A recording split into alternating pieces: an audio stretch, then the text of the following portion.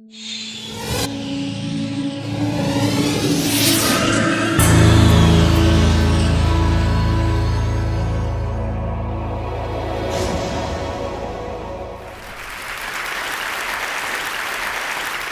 in 4 people suffer from some sort of mental illness. So if it was 1, 2, 3, 4, it's you, sir, you. Yeah, with the weird teeth. And you next to him. You know who you are. Actually, that whole row isn't right. That's not good. Hi, yeah, real bad. Don't even look at me. I am one of the 1 in 4. Thank you. I think I inherited from my mother, who I used to crawl around the house on all 4s. She had 2 sponges in her hand, and then she had 2 tied to her knees. My mother was completely absorbent. And she would crawl around behind me going, "Who brings footprints into a building?" So that was kind of a clue that things weren't right. So before I start, I would like to thank the makers of lamotrigine, sertraline, and reboxetine. Because without those 2 simple chemicals, I would not be vertical today. How did it start? My mental illness started, well, I'm not even going to talk about my mental illness. What am I going to talk about? Okay. I always dreamt that when I had my final breakdown, it would be because I had a deep Kafkaesque existentialist revelation, or that maybe Cate Blanchett would play me and she would win an Oscar for it. But that's not what happened. I had my breakdown during my daughter's sports day. There were all the parents sitting in a parking lot eating food out of the back of their car, only the English, eating their sausages. They love their sausages. Lord and Lady Rigor Mortis were nibbling on the tarmac. And then the gun went off and all the girlies started running and all the mummies went, "Run! Run, Chlamydia, run! Run like the wind, Veruca! Run!" And all the girlies running, everybody, except for my daughter, who was just standing at the starting line, just waving, because she didn't know she was supposed to run. So I took to my bed for about a month, and when I woke up, I found I was institutionalized.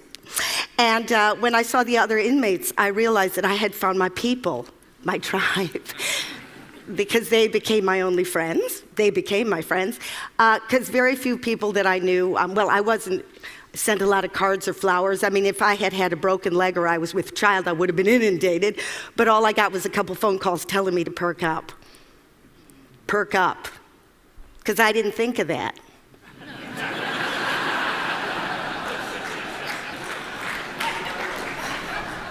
Because, the one thing that you get with this disease, this one comes with the package, is you get a real sense of shame.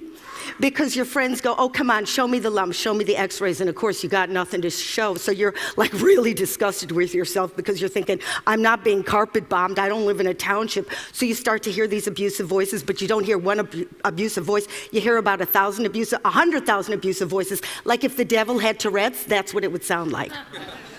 But we all know in here, there is no devil, there are no voices in your head.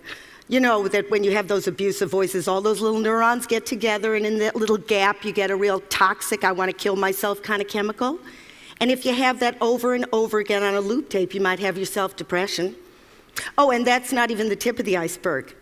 If you get a little baby and you abuse it verbally, its little brain sends out chemicals that are so destructive that the little part of its brain that can tell good from bad just doesn't grow. So you might have yourself a homegrown psychotic. If a soldier sees his friend blown up, his brain goes into such high alarm that he can't actually put the experience into words, so he just feels the horror over and over again. So here's my question. My question is, how come when people have mental damage, it's always an act of imagination? How come every other organ in your body can get sick and you get sympathy except the brain? I'd like to talk a little bit more about the brain because I know you like that here at TED. So if you just give me a minute here, okay. Okay, let me just say there's some good news. There is some good news. First of all, let me say we've come a long, long way. We started off as a teeny, teeny little one-celled amoeba, tiny, just sticking onto a rock, and now, voila, the brain. Here we go. This little baby has a lot of horsepower. It comes completely conscious. It's got state-of-the-art lobes. We got the occipital lobe, so we can actually see the world. We got the temporal lobe, so we can actually hear the world. Here we got a little bit of long-term memory. So you know that night you want to forget when you got really drunk? Bye-bye, gone. So actually it's filled with 100 billion neurons just zizzing away, electrically transmitting information, zizzing, zizzing. I'm going to give you a little side view here. I don't know if you can get that here. So zizzing away, and and for every one, I know I drew this myself, thank you. For every one single neuron, you can actually have from 10,000 to 100,000 different connections or dendrites or whatever you want to call it. And every time you learn something or you have an experience, that bush grows, that bush of information. Can you imagine every human being is carrying that equipment, even Paris Hilton?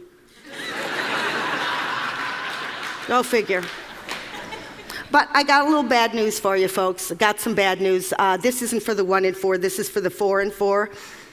We are not equipped for the 21st century. Evolution did not prepare us for this. We just don't have the bandwidth. And for people who say, oh, they're having a nice day, they're perfectly fine, they're more insane than the rest of us. Because I'll show you where there might be a few glitches in evolution. Okay, let me just explain this to you. When we were ancient man, millions of years ago, and we suddenly felt threatened by a predator, okay? We would, thank you, I drew these myself. Thank you very much, thank you. Thank you. Thank you. Anyway, we would fill up with our own adrenaline and our own cortisol, and then we'd kill or be killed, we'd eat or we'd be eaten, and then suddenly we'd defuel and we'd go back to normal. Okay, so the problem is nowadays with modern man,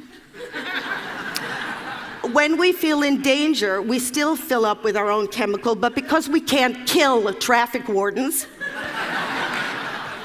or eat estate agents, the fuel just stays in our body over and over. So we're in a constant state of alarm, constant state. And here's another thing that happened. About 150,000 years ago, when language came online, we started to put words to this constant emergency. So it wasn't just, oh my God, there's a saber-toothed tiger, which could be. It was suddenly, oh my God, I didn't send the email. Oh my God, my thighs are too fat. Oh my God, everybody can see I'm stupid. I didn't get invited to the Christmas party. So you got this nagging loop tape that goes over and over again that drives you insane. So you see what the problem is? What once made you safe now drives you insane. I'm sorry to be the bearer of bad news, but somebody has to be. Your pets are happier than you are.